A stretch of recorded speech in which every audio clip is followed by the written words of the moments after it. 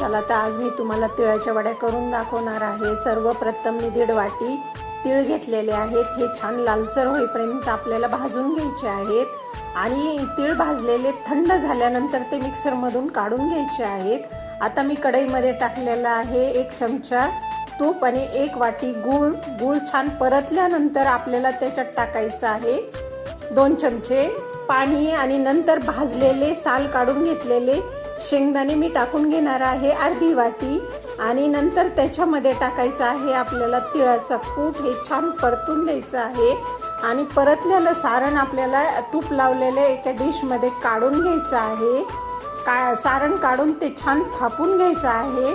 नंतर मी त्याच्यावर टाकणार आहे तीळ। तीळ टाकल्यानंतर परत एकदा मी ते सारण थापून घेणार आहे आणि नंतर हे थंड झाल्यानंतर याच्या पाडायच्या आहेत आपल्याला वड्या। ह्या झाल्या तिळाच्या वड्या तयार।